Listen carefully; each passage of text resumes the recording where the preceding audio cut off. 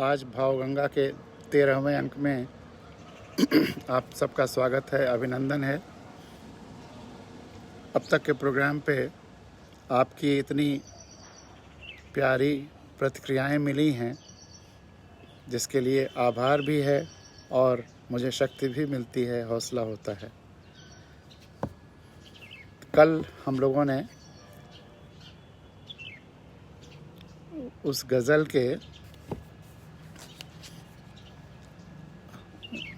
शेर पढ़ रहे थे। हम जो इन शाखों पे किनारे बैठे हैं, अपने ही पंखों के सहारे बैठे हैं। और कल हम लोगों ने प्रेमचंद की 2 कहानियाँ परीक्षा 2 उसी नाम से हैं, उन पर चर्चा किया। उसकी भी बड़ी सकारात्मक प्रतिक्रियाएं आपकी मिली हैं। आपने देखा ही होगा कि मेरी गज़लों में शेरों की कोई गिनती नहीं होती है। कहीं पर 7, 8, 9 भी हो सकते हैं, कहीं पे 50 से ऊपर हैं, कहीं पे 100 से ऊपर हैं, कहीं 150, 200। तो जितने आ गए उस मनमौज में उतने बन गए शेर। जनरली 7, 9, 11 शेर होते हैं एक गज़ल में, लेकिन इतने अधिक शेरों को देखकर मेरे कुछ मित्रों ने कहा कि फिर ये गज़ल नहीं है। गज़ल में तो 7, 9 या 11 शेर ही होते हैं। तो मैंने कहा कि फिर आप इनको गज़ल मत समझिए, जंगल समझ लीजिए। जंगल में तो ढेर सारे शेर होते हैं, तो आप चाहे इनको गज़ल समझ के पढ़िए, सुनिए, आनंद लीजिए, चाहे जंगल समझ करके इनका आनंद लीजिए, लेकिन है ये उसी तरह की कोई चीज़ जो आपको, आपके दिल को स्पर्श करती। फिर गज़लों में रदीफ, काफ़िए और वज़न का बड़ा अनुशासन था। लेकिन मैंने हमेशा ये कहा कि जो बात हम कहना चाह रहे हैं वह पूरा हो, उसके लिए कुछ और शब्द, कुछ और मात्राएं भी अगर रखनी पड़े तो कोई परहेज़ नहीं है, क्योंकि भाषा वही है जो आपके दिल तक पहुँचे, अगर और आप वही अर्थ लें जो मैं कहना चाहता हूँ। अगर संक्षेप करने के प्रक्रिया में या तोड़ना मोड़ना पड़े ताकि उस गज़ल के वज़न में फिट हो, तो बात बनती नहीं है। अपने स्वाभाविक रूप में बात हो और वो ढांचा लगभग गज़ल का हो, तो वह स्वरूप मैंने लिया है। और दुष्यंत कुमार ने भी वह तोड़ा था ढांचा, और हिंदी गज़ल कहने में वज़न का थोड़ा ध्यान कम रखा था। और आप यूँ भी देखिए, इवन जो गालिब के शेर हैं या बड़े बड़े शायरों के जो शेर हैं और जो हमें आपको याद हैं, जनता में प्रचलित हैं, जब जनता उनको दोहराती है उस शेर को, तो थोड़ा बहुत अंतर कर देती है, एक आध शब्द कहीं जोड़ देती, कहीं घटा देती है, लेकिन उसके बाद भी वो शेर हैं। तो जब बहेगा कोई चीज़ तो उसमें थोड़ा बहुत परिवर्तन जनता के अनुसार, जनता की सुविधा के अनुसार, जनता के याददाश्त के अनुसार होता चलेगा। तो चीज़ें प्रवाह में अपना रूप बदलती रहती हैं। इसलिए जो फॉर्मेट है, चाहे गज़ल का हो, चाहे दोहे का हो, चाहे पद का हो, वो एक बर्तन है, और जो विचार हैं वो कंटेंट हैं। बर्तन पर ही सब कुछ ध्यान दिया जाए, कंटेंट पे ना ध्यान दिया जाए, यह मुझे कभी उचित नहीं लगा। इसलिए मैंने उतनी स्वतंत्रता ली है। और खुशी की बात है कि तमाम सारे मित्र अब उस मेरी स्वतंत्रता को स्वीकारने लगे हैं। तो हम लोग ने कल इस बात पर अपनी बात समाप्त की थी भावगंगा 12 में, कि तय था कि ज़मींदारियाँ जागीरें ख़त्म होंगी, फिर ये कैसे नए नए रजवाड़े बैठे हैं। इसके बाद कुछ और शेर हम लोग चर्चा करेंगे। आज इसी गज़ल पर ही जो बाकी शेर हैं, जहाँ तक संभव होगा आज उस पर बातचीत भी होगी, उनको सुनाएंगे भी, और उसी में अपना समय लगभग समाप्त हो जाएगा। बीच बीच में एक व्यवहार का और प्रबंधक मैनेजमेंट का एक सूत्र है, उस पर चर्चा करेंगे। हो सकता है इन्हीं गज़लों के साथ या बाद में, विन विन विन प्रिंसिपल। पहले win win situation, win win principle था, इसको मैंने अपनी होलिस्टिक थिंकिंग के आधार पर एक्सटेंड किया, बढ़ाया, पूर्ण किया विन विन विन सिद्धांत पर। क्योंकि विन विन प्रिंसिपल अक्सर लूट का सिद्धांत हो जाता है और विन विन विन प्रिंसिपल सबकी खुशहाली का सिद्धांत हो जाता है। तो मैं उस पर भी थोड़ी चर्चा करूँगा। देखिए चिड़िया की आवाज़ तो आ ही रही, अभी अभी एक कौवा सामने आकर के बैठ गया था, थोड़ी देर बैठा रहा फिर उड़ गया। काकभूषुंड जी शायद आ गए थे, तो वो भी कतई भाव गंगा के इस गंगा में अवगाहन करने के लिए।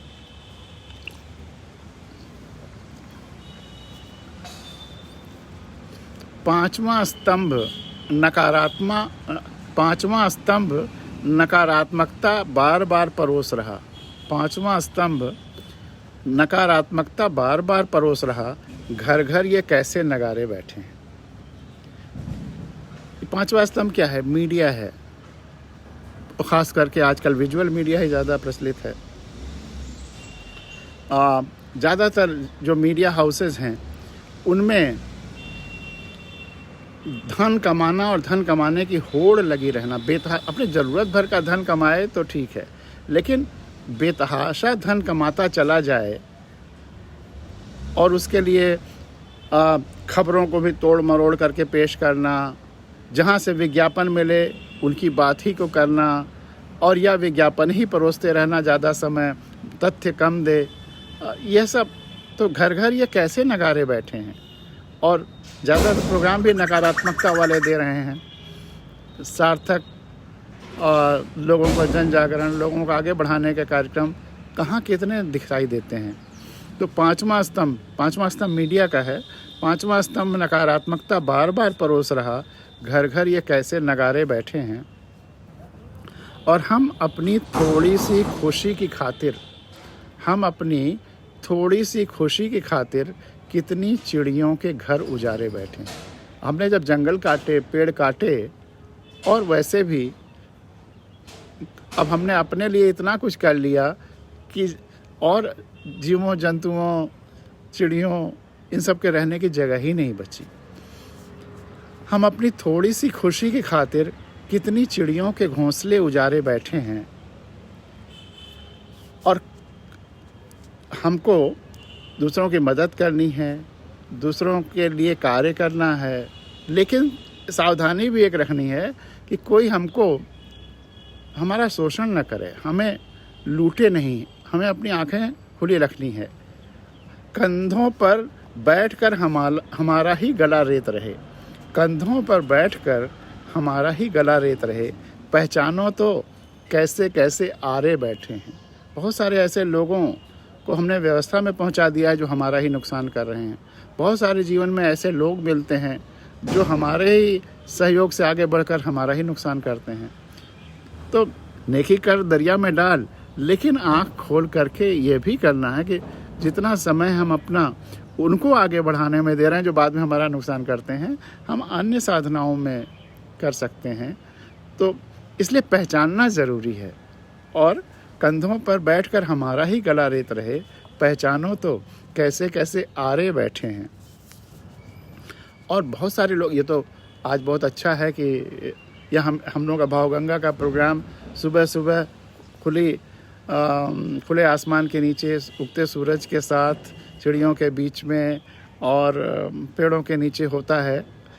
लेकिन तमाम ऐसे लोग हैं आज इस धरती पर जिनको तारे देखे हुए, आसमान देखे हुए, या सूरज देखे हुए, या चंद्रमा देखे हुए महीनों गुजर जाते हैं। तुम्हें इस पर एक ये शेर है कि तुम्हें फुर्सत होगी तभी तो देखोगे ना। तुम्हें फुर्सत होगी तभी तो देखोगे ना। अभी भी ऊपर सूरज, चांद, सितारे बैठे हैं। तुम्हें फुर्सत होगी तभी तो देखोगे ना। अभी भी ऊपर सूरज, चांद, सितारे बैठे हैं। और उनको देखने से एक अजीब शक्ति का एहसास होता है, एक अजीब से जुड़ाव का एहसास होता है। आपको सच्ची घटना सुनाएं, जिसका कि मैंने फिर अपने उपन्यास में भी win win win the orphan way में जिक्र किया है। मैंने जो पहला व्यंग्य लेख लिखा, बुद्धि लाठी और केला, इसको भी सुनाएंगे किसी दिन। और बिना, उस समय मैं गोरखपुर में पोस्टेड था, ये सब बात है सन 90 की। मैंने लिखने के बाद सीधे सीधे धर्मयुग में एक व्यंग्य का कॉलम निकलता था, तो धर्मयुग में भेज दिया। उस समय बड़ी प्रचलित मैगजीन थी। ये टेस्ट करने के लिए मैंने जो लिखा है, क्या वो सार्थक है या कहीं स्टैंड करता है या लोग उसको पसंद करेंगे। बिना अपना परिचय दिए हुए कि मैंने ये व्यंग्य लिखा है, ये भेज रहा हूँ, अगर पसंद आए तो आप इसको प्रकाशित करिएगा। और ये मैंने दिसंबर 90 की बात है। 91 में जो पहला अंक धर्मयुग का आया, उसको पहले हफ्ते में ये सुबह के समय हाकर जो है धर्मयुग लाता था, तो लाया, यूं ही पलट रहे थे, देखा कि वहाँ हास्य व्यंग का एक कॉलम ही होता था धर्मयुग में, बैठे ठाले। तो उसमें हमारा वो व्यंग्य लेख एक बहुत सुंदर सी कार्टून के साथ छपा हुआ है। बड़ी खुशी हुई। अब सोचिए कि आपने पहला व्यंग्य लेख लिखा है और धर्मयुग में यूं ही भेज दिया और छप गया, तो आपके मन में हो सकता है कि खुशी के साथ साथ अहंकार भी आ जाए। तो खुशी के अतिरेक में और इस डर से कि कहीं अहंकार ना आ जाए, जैसे आज सूरज के सामने बैठ करके बातचीत होती है, आज भी हो रही, रोज ही होती है, वैसे ही उसी समय सूरज उग रहा था। दिखा, जो घर में थे तो साइड से की खिड़की से दिखा कि पूरा उधर था, सूरज उग रहा है। मैं बाहर गया, सूरज की तरफ प्रणाम करके 2 मिनट तक सूरज का ही ध्यान करता रहा और मैंने प्रार्थना की सूरज से कि सूर्यदेव, जीवन में अगर कभी मुझ में अहंकार आए तो उसे तुम ले लेना, सोख लेना, और अगर कभी मुझ में दुख आए, अवसाद आए, तो उसको भी तुम हर लेना। हमारी सारी भावनाओं को तुम नियंत्रित करना और उसका ध्यान रखना। इस भाव से प्रणाम करके फिर आकर के तो ये इस पे याद आ गया कि तुम्हें फुर्सत होगी तभी तो देखोगे ना, अभी भी ऊपर सूरज चांद सितारे बैठे। तो दिन रात मिला करके थोड़ी फुर्सत निकालिए और ऊपर जो सूरज चांद सितारे चंदा ये सब बैठे हैं, तारे, इन सब को देख लिया करिए। यूं ही देख लेने से ही बहुत कुछ परिवर्तन हो जाएगा, बहुत परिवर्तन हो जाएगा। हम ओट देते हैं, अगला शेर, हम ओट देते हैं बिना विचारे, तभी तो, बिना सोचे, हम ओट देते हैं बिना विचारे या बिना सोचे, तभी तो कभी कभी ऐसे वैसे लोग सत्ता संभाले बैठे हैं। कभी कभी ऐसे वैसे लोग सत्ता संभाले बैठे हैं। देखिए कितनी अच्छी हवा चल रही है, शीतल मन सुगंध। आपको पीछे पेड़ों के पत्ते खूब हिलते हुए दिख रहे होंगे। क्या कोई एसी या क्या कोई पंखा की हवा इसका मुकाबला कर सकती है। और जैसा मैंने कल या परसों किसी दिन कहा था कि ताजगी का एक ही मतलब होता है कि जो सबसे जुड़ा हो। वही हवा ताजी है जो सबसे जुड़ी हुई है। जो किसी एक कमरे में बंद हो गई वो फिर ताजी नहीं रही। तो सबसे जुड़ाव, सार्वभौमिक जुड़ाव, यही ताजगी है, यही नवीनता है। हम ओट देते हैं बिना विचारे, तभी तो कभी कभी ऐसे वैसे लोग सत्ता संभाले बैठे हैं। और अंदर वही बात ताजगी वाली, अंदर बहुत घुटन है, अंधेरा भी, अंदर बहुत घुटन है, अंधेरा भी, बाहर आ जाओ, हम भी ओसारे बैठे हैं। ओसारे जो घर का खुला जगह होती है, बरामदा भी कह लीजिए, बरामदे से भी ज़्यादा खुला हुआ, वो ओसारा है। तो अंदर बहुत घुटन है, अंधेरा भी, बाहर आ जाओ, हम भी ओसारे बैठे हैं। घर की ज़रूरत है, लेकिन किस लिए? सुरक्षा के लिए, बारिश हो रही हो, सामान ख़राब ना हो जाए, तो सुरक्षा के लिए हमें घरों की ज़रूरत है, लेकिन स्वास्थ्य के लिए और ज़िंदगी के लिए हमें खुलापन भी चाहिए। इसी पर मेरी एक 3 लाइन की हाइकू भी है। कुछ लोग, वहाँ भी मैंने स्वतंत्रता ली है। मैंने कहा ना कि विचार पूरे आने चाहिए, भले ही जो साइज़ हो बर्तन का उसमें थोड़ा हेर फेर हो जाए। बर्तन महत्वपूर्ण नहीं है, विचार महत्वपूर्ण है। तो इसलिए मैंने, जब लोगों ने ऑब्जेक्ट किया कि हाइकू नहीं है, क्योंकि हाइकू में 5, 7, 5, पहली लाइन में 5 अक्षर, दूसरे में 7 अक्षर, तीसरे में 5, तो इसको हाइकू कहते हैं। 5 अक्षर, 7 अक्षर, 5 अक्षर के फॉर्मेट में बहुत सारे विचार टूट टाट जाते हैं, परिवर्तित हो जाते हैं। तो मैंने कहा विचारों को परिवर्तित करने के जगह पे फॉर्मेट को ही बदल लेते हैं। और ये हाइकू कहाँ से आया? जापान से। जापान में अक्षर नहीं होते हैं, चित्र लिपियाँ होती हैं। वो चित्र बनाते हैं, चित्र ही की भाषा है। अक्षर लिखना है तो वो भी चित्र के माध्यम से, कोई शब्द लिखना है वो भी चित्र के माध्यम से। तो चित्र लिपियों में 5 चित्र, 7 चित्र, 5 चित्र में आप कहीं ज़्यादा अक्षर का इस्तेमाल कर लेते हैं। लेकिन जब हम उसको हिंदी में या इंग्लिश में कहेंगे तो फिर हमें और ज़्यादा स्पेस चाहिए, शब्द चाहिए।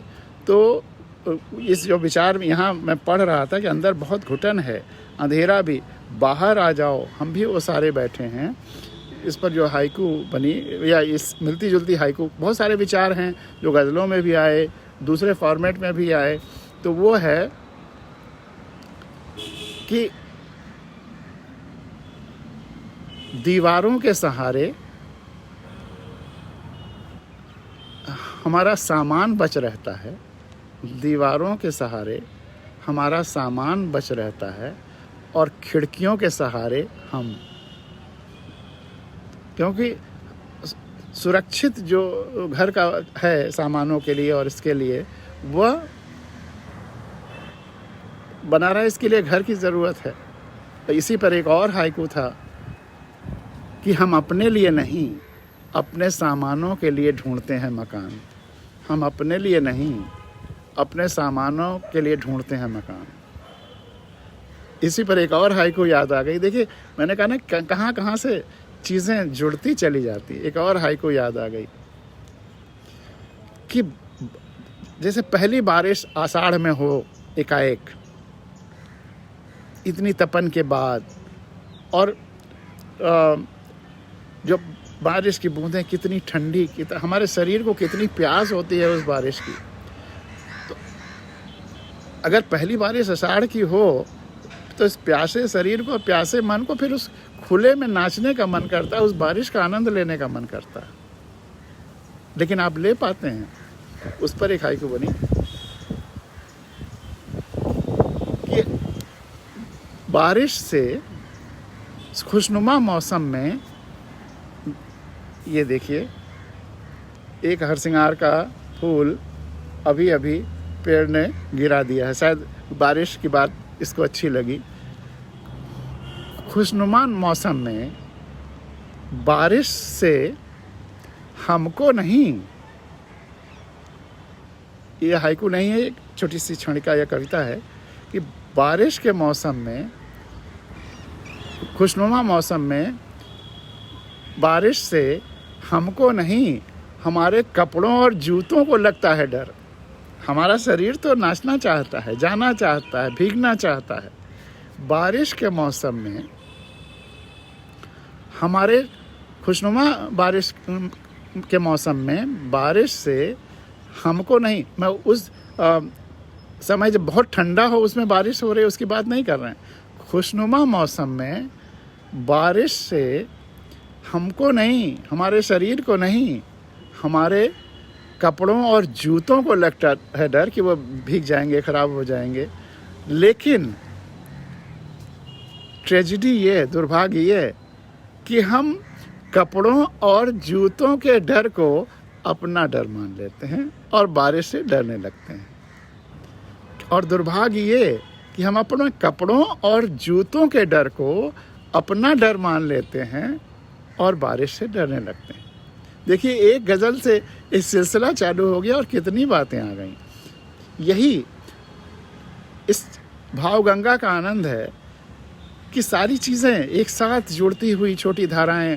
गंगा भी कैसे बनी है, गंगोत्री में जाइए या उसके और ऊपर जाइए हिमालय पर, अलग अलग छोटी छोटी धाराएं, अलग अलग नामों से, अलकनंदा, भागीरथी और सब ढेर सारी। और उसके पहले छोटी छोटी और धाराएं जो अनाम हैं, गिरती हैं, सब एक दूसरे से मिलती हैं, जुलती हैं, गुत्तम गुत्था करती हैं, फिर आगे आती हैं और वो गंगा बनती चली जाती है। और जब ज़मीन पर आ जाती हैं तो इसी तरह की बनी हुई और नदियाँ भी उसमें समाहित होती चली जाती हैं।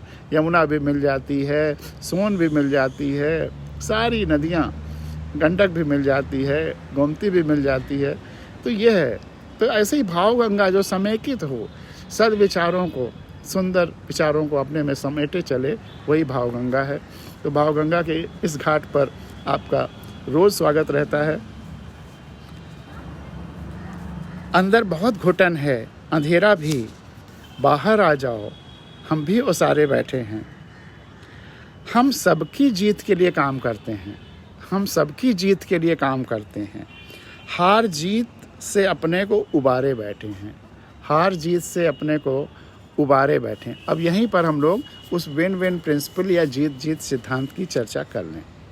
कोई ज़रूरी नहीं है कि इसके जितने बचे हुए शेर हैं सब पढ़ें या सब आज ही पढ़ें जितना पढ़ना है, क्योंकि ये मस्ती की चर्चा है, आनंद की चर्चा है। इसमें कोई बंधन नहीं है। 30 मिनट, 40 मिनट, 50 मिनट तक जो भी बातें होनी हैं वो सब बस आनंद की होनी चाहिए। आपका मन नहीं उबना चाहिए, छोड़ के भागने का मन नहीं होना चाहिए, बाकी चर्चा चलती रहनी चाहिए। और कोई सीमा नहीं कि कोई दौड़ नहीं है कि यहाँ तक आज सुना ही देना है, ऐसा कुछ नहीं है। तो ये जो जीत जीत जीत का सिद्धांत है, इसको समझना ज़रूरी है। हम और आप अगर एक दूसरे से व्यवहार कर रहे हैं तो 4 स्थितियां हो सकती हैं: हार जीत, जीत हार, हार हार और जीत जीत। किसी भी ह्यूमन ट्रांजैक्शन में, चाहे वो व्यापारिक हो चाहे अन्यथा कोई भी जो दो व्यक्ति व्यवहार करते हैं, उसमें 4 व्यक्ति ही नहीं, वो कॉरपोरेशंस हों, देश हों, कोई भी 2 एंटिटीज़, कोई भी 2 इकाइयाँ अगर एक दूसरे से व्यवहार करती हैं तो 4 स्थितियाँ बन सकती हैं: हार जीत, जीत हार, हार हार और जीत जीत। अब जीत हार क्या है? हम और आप ट्रांजैक्शन कर रहे हैं, व्यापार कर रहे हैं, व्यवहार कर रहे हैं और सुनिश्चित करें कि हमारी हमेशा जीत हो, भले ही आपकी हार हो। हम आपके बारे में बॉदर नहीं कि आपकी जीत हो रही कि हार हो रही, हर हाल में मुझे जीतना है। जब हम अपनी जीत को सुनिश्चित करना चाहें तो ये जीत हार है। दूसरी स्थिति कि मैं हर हाल में ये सुनिश्चित करना चाहता हूँ कि आपकी जीत हो, भले ही मेरी हार हो जाए, यह है हार जीत। ये कैसे होगा, किन स्थितियों में होता है? एक अच्छा गुरु वही है जो चाहे कि भले ही हमें तपस्या करनी पड़े, तकलीफ उठानी पड़े, लेकिन हमारे शिष्य का फ़ायदा हो। मैं आजकल के कोचिंग के टीचर्स और आजकल के बहुत सारे टीचर्स की बात नहीं कर रहा हूँ, लेकिन टीचर और स्टूडेंट और माता पिता और बच्चे। माता पिता हमेशा यही चाहेंगे कि बच्चों का फ़ायदा हो, बच्चे जीतें, बच्चे आगे बढ़ें। हमें भले ही नुकसान हो या तपस्या करना पड़े, वो नुकसान भी महसूस नहीं होता, उसमें भी खुशी महसूस होती। तीसरा है हार हार। हार हार क्या है कि हम ये सुनिश्चित करें कि आपका नुकसान होगा, भले ही मेरा भी नुकसान हो जाए।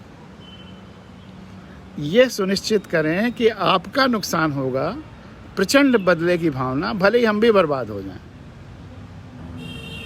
हार हार का सिद्धांत। न खेलेंगे न खेलने देंगे। न खेलने देंगे न खेलेंगे। और चौथा, जीत जीत।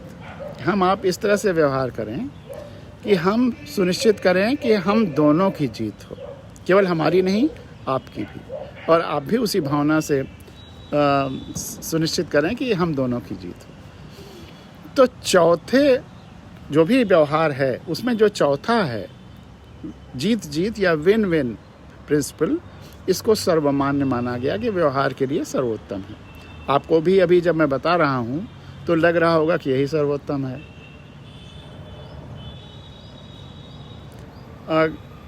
इकोनॉमिक्स में और फिज़िक्स में और साइंस की और ब्रांचेस में भी जब कोई फार्मूले बनाए जाते हैं तो एक प्रिजम्पशन किया जाता है कि अदर थिंग्स बीइंग कांस्टेंट, जो बाकी पैरामीटर्स हैं अगर वो कांस्टेंट हों, जैसे प्रेशर और वॉल्यूम का अगर सिद्धांत बनाना है तो मान लिया कि अदर थिंग्स अगर कांस्टेंट हैं तो ये फार्मूला बन रहा है। या 3 पैरामीटर, प्रेशर, वॉल्यूम और टेम्परेचर पर अगर फार्मूला बन रहा है तो अदर थिंग्स बीइंग, इन तीनों के अलावा जो पैरामीटर्स हैं वो कांस्टेंट हैं। तो जब और बाकी चीज़ें यथावत हैं, वो इंटरफियर नहीं कर रही हैं, वो एज सच हैं, उनमें अनचेंज्ड हैं, तो वो सिद्धांत या फार्मूले बनाए जाते हैं। ऐसे ही अगर हम दो इंटरैक्ट कर रहे हैं और हम दो के अलावा बाकी किसी का इंटरेस्ट उसमें इन्वॉल्व नहीं है, किसी को कोई नुकसान नहीं हो रहा है या किसी को कोई फ़ायदा नहीं हो रहा है, अगर बाकी लोगों पर कोई उसका असर नहीं पड़ रहा है, तो विन विन बहुत अच्छा प्रिंसिपल है, जीत जीत बहुत अच्छा प्रिंसिपल। हम दोनों का भला हो और बाकी लोगों का कोई नुकसान हो तो बहुत अच्छा है, कोई फ़र्क नहीं पड़ता, बहुत अच्छा सिद्धांत। लेकिन बहुत बड़ा लेकिन है, अगर हम दो किसी को लूट के ले आएं और आधा आधा बांट लें तो जीत जीत के सिद्धांत के हिसाब से तो सही हो गया, हमारा भी भला आपका भी भला। लेकिन जिसको लूटा है उसका क्या हुआ? इसी तरह से दो देश आपस में मिल करके बाकी तमाम सारे छोटे छोटे देशों का नुकसान पहुंचाने लगे तो उन दोनों का तो भला हो रहा है, बाकी का क्या हुआ?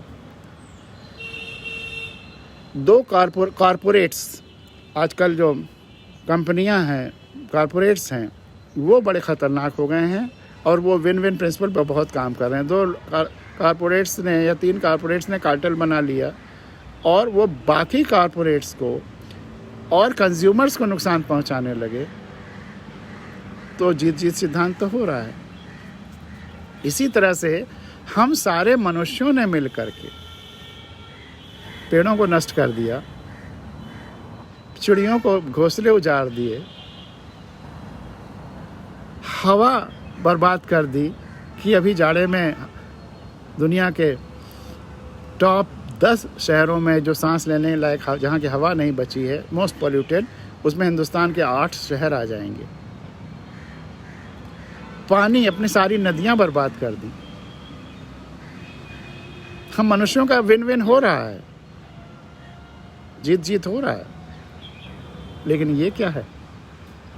तो यह तब अगर आप गहराई से सोचें तो विन विन या जीत जीत का सिद्धांत लूट का सिद्धांत है, शोषण का सिद्धांत है। इसको तुरंत बदलने की ज़रूरत है। और इसीलिए जब मैं मैनेजमेंट इंस्टीट्यूट्स में जा कर के अपने विन विन विन का सिद्धांत बताता हूँ और इन चीज़ों को बताता हूँ तो बच्चे आश्चर्यचकित हो जाते हैं। और इस पर बड़ी कई इंस्टीट्यूट्स में, एक ग्रेट लेक्स इंस्टीट्यूट है चेन्नई का, वहाँ पर जब मेरा लेक्चर हुआ उसके क्या अनुभव हुए वो किसी और दिन सुनाएंगे, अद्भुत है। लेकिन आज मूलतः वो सिद्धांत जान लीजिए, बहुत ज़रूरी है। दुनिया को भविष्य में उसी तरफ जाना है। जैसे मैं संवेदना की तरफ, भविष्य का धर्म संवेदना को होना है, वैसे ही भविष्य में मैनेजमेंट का भी सूत्र या धर्म विन विन विन ही होना है। और तो ये विन विन विन क्या है? विन विन तो मौजूद है, मैंने इसमें एक तीसरा विन जोड़ दिया है। और ये तीसरा विन क्या है? मैथमेटिक्स में या सेट थ्योरी में एक होता है कॉम्प्लीमेंट्री सेट। कॉम्प्लीमेंट्री सेट मतलब अगर कोई सेट है और उसका कॉम्प्लीमेंट्री सेट है, दोनों को मिला करके एकदम यूनिवर्सल सेट बन जाता है। तो जैसे अगर हम हैं और हमारे अलावा दुनिया में जो कुछ है या सृष्टि में जो कुछ है उसका एक सेट बना दिया जाए और एक हमारा सेट हो, जब दोनों मिला दिया जाएगा तो पूरा यूनिवर्स कंप्लीट हो जाएगा। तो वैसे ही जो हम और आप एक दूसरे से व्यवहार कर रहे हैं, इंटरैक्ट कर रहे हैं, हम दोनों के अलावा इस कम से कम हम दुनिया की बात मतलब धरती और दुनिया की बात करें, सृष्टि की बात अभी ना भी करें, तो इस धरती पर हम दोनों के अलावा जो कुछ है, चाहे व्यक्ति हैं, चाहे पेड़ पौधे वनस्पतियां हैं, धरती है और जो कुछ है, हवा है, पानी है, जो कुछ है, हम दोनों के अलावा जो कुछ इस धरती पर है वह थर्ड विन है। तीसरी जीत उनको रिप्रेजेंट करती है, उनको डिपिक्ट करती है, उनकी प्रतिनिधित्व करती है। तो अब हमें अपने हर कार्य में इस तरह से करना है कि हमारी भी जीत हो, जिससे व्यवहार कर रहे हैं उसकी भी जीत हो, और हम दोनों के अलावा बाकी इस धरती पर जो कुछ है उसकी भी जीत हो। हमारे कॉन्शियस सबकॉन्शियस माइंड में, हमारे विचार में यह बात होनी चाहिए कि हम जिससे व्यवहार कर रहे हैं, हम दोनों तो व्यवहार कर ही रहे हैं एक दूसरे से, हम दोनों की जीत तो सुनिश्चित करनी ही है, लेकिन हम दोनों के अलावा जो कुछ है इस धरती पर उसकी भी जीत सुनिश्चित करें। यह मानसिकता जब आएगी तभी धरती पर खुशहाली आ पाएगी, तभी शोषण रुक पाएगा और तभी हम सही काम कर पाएंगे। तो इसलिए ये जीत जीत जीत का सिद्धांत बहुत ज़रूरी है। और अगर आप लोगों ने मैक्सिमा मिनिमा पढ़ा होगा और ऑप्टिमाइजेशन पढ़ा होगा, ये सब गणित के सिद्धांत हैं लेकिन जीवन में बहुत महत्वपूर्ण हैं। तो जब हम अब चूंकि आज विन विन विन प्रिंसिपल पर चर्चा हो रही है, तो मैं सोच रहा हूँ कि उस पर चर्चा कर दें, इसके शेयर भले ही कुछ कम कहें। वो जो ग्रेट लेक्स में मेरे लेक्चर में हुआ था वो भी आपके सामने रख दें आज, क्योंकि बात फिर आज जिस भावभूमि पे आप हैं उसमें ये सुनने में ज़्यादा आपको आनंद आएगा। फिर दूसरे दिन अगर कहेंगे तो उस भावभूमि पर लाना मुश्किल हो। तो जब हम जीत के सिद्धांत पे काम करते हैं, जीत हार कि हमारी जीत हो हर हाल में, भले ही आपका नुकसान हो जाए, तब हम मैक्सिमाइजेशन करते हैं, अपने लाभ या अपनी खुशी का मैक्सिमाइजेशन करते हैं, अपने खुशी या लाभ का मैक्सिमाइजेशन करते हैं। जब हम अपने और आपके दोनों के जीत की बात करते हैं, विन विन प्रिंसिपल करते हैं, तब हम ऑप्टिमाइजेशन करते हैं, अपने मैक्सिमाइजेशन और आपके मैक्सिमाइजेशन के बीच में एक संतुलन स्थापित करते हैं, जिसे ऑप्टिमाइजेशन कहते हैं।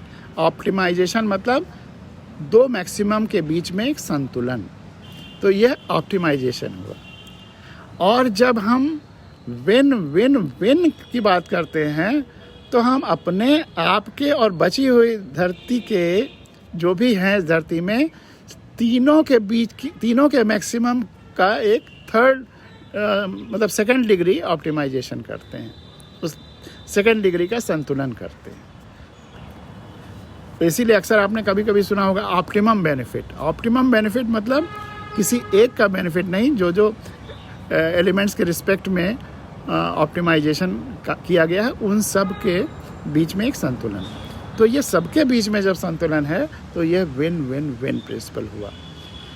एक चीज़ और यहाँ पे ध्यान देने की है, आप इसको सोच सकते हैं कि चाहे हम विन लूज के प्रिंसिपल पे करें, जीत हार के, या हार के लूज के,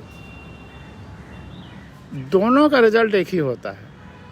अगर हम इस बात पर अड़े हैं कि हमारा फ़ायदा पूरा मैक्सिमम हो, आप इस बात पर अड़े हैं कि आपका फ़ायदा मैक्सिमम हो, दोनों विन लूज प्रिंसिपल पे अप्लाई ऑपरेट कर रहे हैं और बीच में व्यवहार हो रहा है, तो संघर्ष होगा, चाहे लीगल हो चाहे फिजिकल हो, जैसे भी हो संघर्ष होगा, लड़ाइयाँ होंगी। और लड़ाइयाँ चाहे लीगल हों और चाहे फिजिकल हों, दोनों का नुकसान होगा। जब भी लड़ाई होती है दोनों का नुकसान होता है, चाहे लीगल लड़ाई हो, कोर्ट में लड़ाई हो, चाहे भौतिक लड़ाई हो। और फिर आप हार हार तक पहुंच जाते हैं। तो चाहे हार हार से शुरू करिए चाहे जीत हार से शुरू करिए, अंत में नुकसान दोनों का होता है। इसीलिए लड़ाइयाँ धरती के लिए ज़रूरी नहीं हैं। लोकतंत्र, डेमोक्रेसी, बातचीत, विमर्श इसीलिए लाया गया है, यह इवोल्यूशन इसीलिए हुआ है कि जो लड़ाइयों में रिसोर्सेज बर्बाद होने हैं उसे आपसी तालमेल और संतुलन और सामंजस्य के द्वारा हल कर लिया जाए। तो विन विन विन पर अगर धरती ऑपरेट करने लगेगी तो लड़ाइयाँ ख़त्म हो जाएंगी, चाहे वो कॉरपोरेट वार्स हों, चाहे इंडिविजुअल वार्स हों, चाहे देशों के बीच वार्स हों, लड़ाइयाँ ख़त्म हो जाएंगी।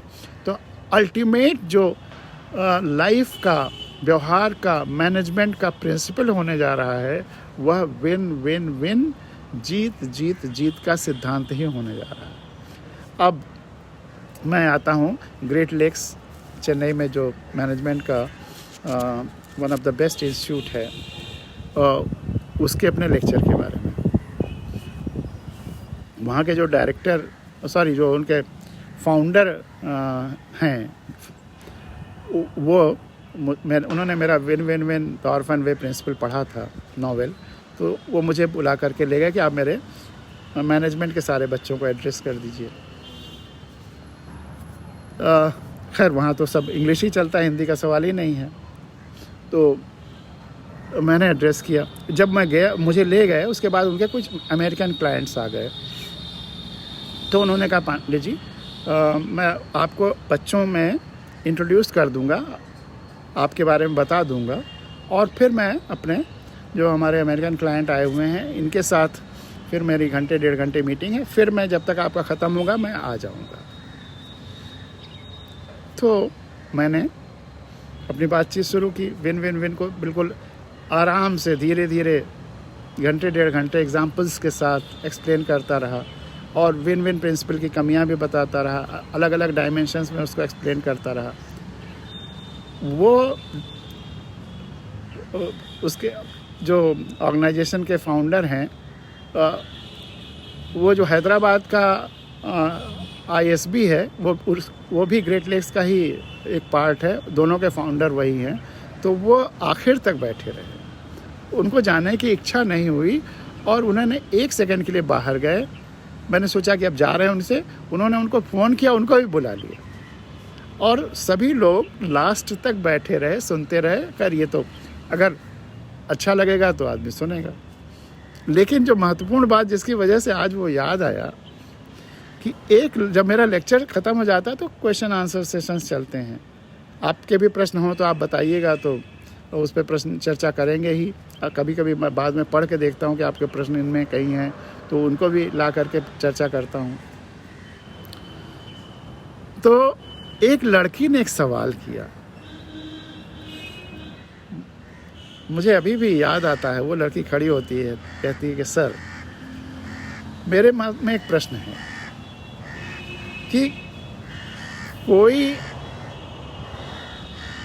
काम मैं करना चाहती हूँ, वो आपके विन विन प्रिंसिपल पर गलत है, विन विन विन प्रिंसिपल पर गलत है, खरा नहीं उतरता। मैं कोई काम करना चाहती हूँ, वो आपके विन विन विन प्रिंसिपल पर खरा नहीं उतरता है, लेकिन हमारा धर्म कहता है कि वही करना चाहिए। मतलब जहाँ धर्म में और विन विन विन प्रिंसिपल में कॉन्ट्रडिक्शन हो जाए, तब मुझे क्या करना चाहिए।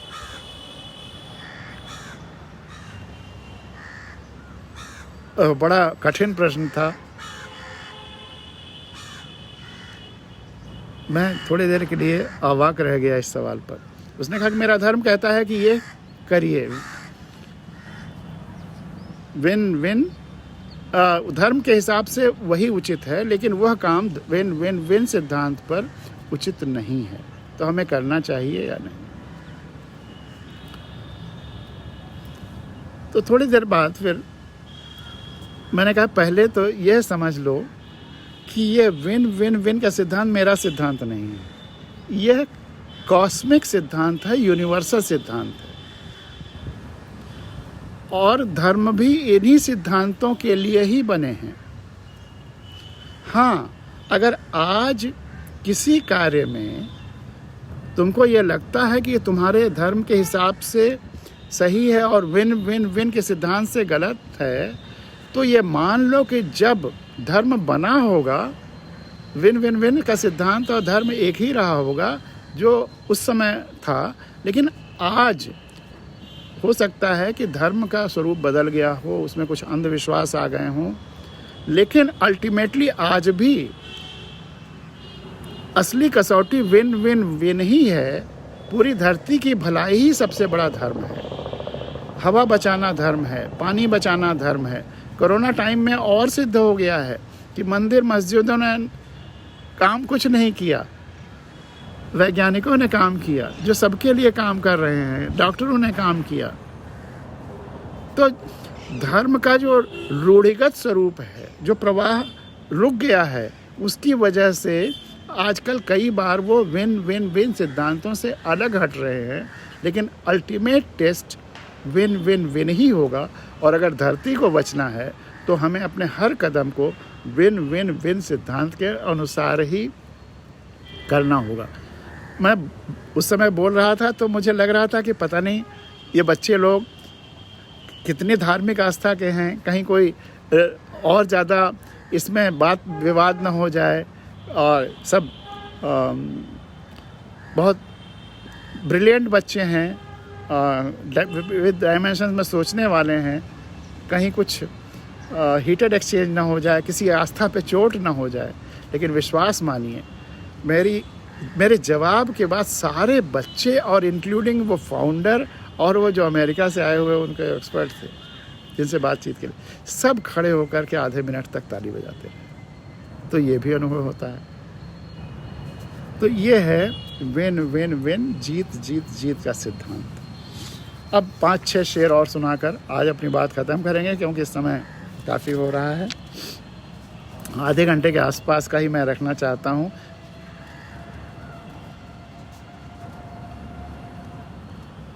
हम सब, ये बात यहीं जीत से आई कि हम सब की जीत के लिए काम करते हैं, हम सब की जीत के लिए काम करते हैं। विन विन विन, हार जीत से अपने को उबारे बैठे हैं। और जब अगर आप विन विन विन के हिसाब से काम नहीं करेंगे तब क्या होगा, ये अगला शेर है। कल यही पेड़ पौधे जीव जंतु लेंगे हिसाब। ये 2007 की लिखी हुई गज़ल है, शेर है, चेन्नई में जब था तभी की। कल यही पेड़ पौधे जीव जंतु लेंगे हिसाब, आज जो दिखते हैं कि बाजी हारे बैठे। कोरोना ने इसको और प्रूव कर दिया है, सिद्ध कर दिया है। कल यही पेड़ पौधे जीव जंतु लेंगे हिसाब, आज जो दिखते हैं कि बाजी हारे बैठे हैं। और जो आम हिंदुस्तान की जनता है उसके लिए ये शेर कि इन्हें ज़रूरत नहीं है बड़ी बड़ी चीज़ों की, इन्हें ज़रूरत नहीं है बड़ी बड़ी चीज़ों की, थोड़े में ही अपनी ज़िंदगी गुजारे बैठे हैं। सरकारी योजनाओं का एक बहुत दुखद पहलू ये है, और ख़ास करके जो हम विदेशों से आयातित योजनाएं लाते हैं, कि हमारी जो सहज जीवन पद्धति है गाँव की, एकदम सिंपल सादा कम ज़रूरत की, उसमें हम मान लेते हैं कि वो दुखी हैं और उनको सुख देने के लिए तमाम सारे उपकरण भेजते जाते हैं। किसको क्या ज़रूरत है ये उससे पूछिए और फिर उसको प्रोवाइड करिए, न कि आप सोच लीजिए कि उसको यह ज़रूरत है। ये हमारी योजनाओं का असंवेदनशीलता की वजह से ये सबसे बड़ा संकट है। इससे हमारे संसाधनों का भी दुरुपयोग हो रहा है, गलत उपयोग हो रहा है, और जिसको जो चाहिए वो नहीं मिल रहा है। और हम लोग कैसे इवॉल्व होते हैं, कैसे अपने को नए रोज़ थोड़ा थोड़ा और संवारते हैं, मांझते हैं। गुरुओं, प्रश्नों, संस्कारों, हालात व दुनिया, ये पांचों तत्व। गुरुओं, जो हम प्रश्न पूछते हैं, ये भी हमको बेहतर बनाते हैं। संस्कारों ने भी हमको बेहतर बनाया है, लेकिन प्रश्न के साथ। हालात, जो हालात होते हैं वो भी हमको सिखाते हैं। और दुनिया भी, जो हम पूरी दुनिया को देखते हैं खुली आँखों से, वहाँ से भी हम अपने को इम्प्रूव करते हैं, सुधारते हैं। तो ये पांचों का संतुलन, गुरुओं, प्रश्नों, संस्कारों, हालात व दुनिया, इन्हीं सब से अपने को संवारे बैठे हैं। गुरुओं, प्रश्नों, संस्कारों, हालात व दुनिया, इन्हीं सब से अपने को संवारे बैठे हैं। केवल एक गुरु नहीं, गुरुओं, प्रश्नों, संस्कारों, हालात व दुनिया, इन्हीं सब से अपने को संवारे बैठे हैं। और जैसे हम ध्यान करने के लिए भी कहते हैं कि आप पूरी सृष्टि को एक विराट जीवंत शरीर मानिए और अपने को उसका जीवंत अंग मानिए। ये महसूस करने का तरीका क्या होगा? आप ये सोचिए कि जिसका दर्द आप महसूस करते हैं वो आपकी एक्सटेंडेड बॉडी है, आपके शरीर का विस्तार है। आप परिवार का दर्द महसूस करिए, परिवार आपका शरीर का विस्तार हो गया। आप समाज का दर्द महसूस करिए, समाज आपके शरीर का विस्तार हो गया। आप प्रकृति का दर्द महसूस करिए, प्रकृति आपके शरीर का विस्तार हो गई, एक्सटेंडेड बॉडी हो गया। आप पेड़ों, पौधों, वनस्पतियों, नदियों, पहाड़ों, हवा, पानी, देश का दर्द महसूस करिए, वो सब आपके शरीर के विस्तार हो जाते हैं। आप पूरी धरती को अपने शरीर का विस्तार मानिए, उनसे जुड़ाव महसूस करिए, तो पूरी धरती आपके शरीर का विस्तार हो जाती है। और अगर आप पूरे ब्रह्मांड को संवेदनात्मक रूप से जुड़ाव महसूस करें तो पूरा ब्रह्मांड आपके शरीर का विस्तार लगने लगता है। और तब आप उस सच्चाई को पहुंच जाते हैं, अहम ब्रह्मास्मि, हम ब्रह्म हैं, हम ब्रह्मांड हैं। लेकिन वह ब्रह्मांड जुड़ाव संवेदना के साथ ही होगा, सेंसिटिविटी के साथ होगा, न कि अहंकार के द्वारा। तो इस प्रक्रिया को एक शेर में ये कहा है कि जिस से मानते हैं खुद को जुड़ा हुआ, जिस से मानते हैं खुद को जुड़ा हुआ, ध्यान में दायरा बढ़ता गया रोज बरोज। ध्यान में परिवार, ये धीरे धीरे एक स्टेप बाय स्टेप ध्यान में दायरा बढ़ता गया रोज बरोज। हम भी सबको कहाँ कहाँ से पुकारे बैठे हैं, कहाँ कहाँ से जुड़े बैठे हैं सबसे। तो वो पूरा विराट शरीर आपको उससे जुड़ाव महसूस होने लगता है। और जिस से मानते हैं खुद को जुड़ा हुआ, और जिस से मानते हैं खुद को जुड़ा हुआ, वे सभी तो बनकर हमारे ही हर कार्य बैठे हैं। और जब आप उनसे जुड़ा महसूस करते हैं तो विश्वास मानिए सब कुछ म्यूचुअल है। आप उनसे जुड़ा महसूस करेंगे तो तुरंत ही वो आपसे जुड़ा महसूस करेंगे। ये 2 वे प्रोसेस है। जिसको आप सोचते हैं कि ये तो निर्जीव है, वह भी आपसे जुड़ा महसूस करेगा, जीवंत है। यही इस सृष्टि की, इस धरती की ये रचना ऐसी है कि सब में, कण कण में अगर ईश्वर है, परमात्मा है, तो वह महसूस करता है। तो जिस से मानते हैं खुद को जुड़ा हुआ, वे सभी तो बनकर हमारे ही हर कार्य बैठे हैं। और इसी पर वो जो कविता है, भविष्य का धर्म, बचेगा आदिवासी ही क्योंकि उसने प्रकृति को चुना है, ईश्वर को चुना है। वनवासी राम तो रावण को हरा देते हैं, लेकिन अयोध्या के राजा राम को वनवासी लोगों से हारना पड़ता है। निश्चय ही जीतेगा वन ही, बचेगा वनवासी ही, और पर्यावरण संतुलन और सर्वव्यापी संवेदना ही होगा भविष्य का धर्म। इस कविता को जिन लोगों ने पढ़ा था और सुनामी जब आई थी तो लोगों ने फ़ोन करके कहा, पांडे जी आपकी इस कविता का प्रैक्टिकल डेमोन्स्ट्रेशन भी हो गया। जिन जिन क्षेत्रों में सुनामी आई थी वहाँ कोई आदिवासी नहीं मरा, केवल और केवल जो टूरिस्ट थे वही मरे। क्योंकि जब आदिवासी उन सारे आसपास के पेड़ों, पौधों, वनस्पतियों, जीव जंतुओं, हवा, पानी सबसे जुड़ाव महसूस करते हैं, उनसे संवाद करते हैं संवेदना के द्वारा, तो वह भी इनको संवाद करते हैं, बताते हैं ये होने वाला है और ये अपने को तैयार कर लेते हैं। लेकिन टूरिस्ट चूँकि वहाँ संवाद, वहाँ वो उनकी भाषा नहीं समझ पाए और वो ख़त्म हो गए। तो जिस जिस से मानते हैं खुद को जुड़ा हुआ, वे सभी तो बनकर हमारे ही हरकारे बैठे, हरकारे रखवारे जो भी कह लीजिए। हमें जो खतरा होता है तो वह आगाह करते हैं। और आखिरी ये शेर, 2 शेर सुनाकर आज अपनी बात ख़त्म करते हैं और इस पर बाकी चर्चा कल होगी। इन शेरों पर जो कहना है मुझे, अब वो कल कहेंगे। किसान मजबूर हैं करने को आत्महत्याएं। किसान मजबूर हैं करने को आत्महत्याएं। आश्चर्य क्यों चुप बाकी लोग सारे बैठे हैं। किसान मजबूर हैं करने को आत्महत्याएं। आश्चर्य क्यों चुप बाकी लोग सारे बैठे हैं। इस पर कल चर्चा होगी। और कितना अच्छा दिन होगा जब सभी पाएंगे। कितना अच्छा दिन होगा जब सभी पाएंगे व्यवस्था के शीर्ष पर उन्हीं के दुलारे बैठे हैं। कितना अच्छा दिन होगा जब लोग पाएंगे कि व्यवस्था के शीर्ष पर उन्हीं के दुलारे बैठे हैं। और ये दुलारा जो है रिलेशन म्यूचुअल होता है। हमारे वो दुलारे हों और उनके हम दुलारे हों। उनके हम दुलारे हों यह केवल लोकतंत्र में ही संभव होगा। पूंजी तंत्र में जो करोड़ों अरबों खर्च करके जाके वहाँ पहुँच रहा है, उसके लिए हम दुलारे नहीं हैं। उसके लिए जो पूंजी दे रहा है वो दुलारा है, उसके हाथ में की कठपुतली हैं। तो इस पर भी कल विस्तार से चर्चा होगी। कितना अच्छा दिन होगा जब सभी पाएंगे व्यवस्था के शीर्ष पर उन्हीं के दुलारे बैठे हैं।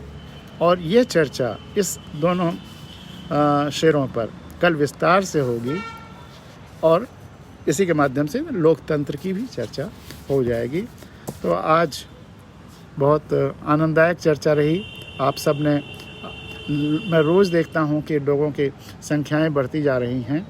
जो पेज है गिरीश पांडे का, उस पे तो सीधे सीधे सुनने वालों की संख्या बहुत ज़्यादा हो रही है। तो ये बहुत हमारे लिए खुशी की बात है कि आप इतना समय देते हैं, आनंद लेते हैं और आनंद देते हैं। साथ साथ हम लोग भावगंगा में अवगाहन करते हैं। तो आपका दिन शुभ हो। कल सुबह 7 बजे के करीब फिर मिलेंगे। बहुत बहुत धन्यवाद, बहुत बहुत अभिनंदन। नमस्कार।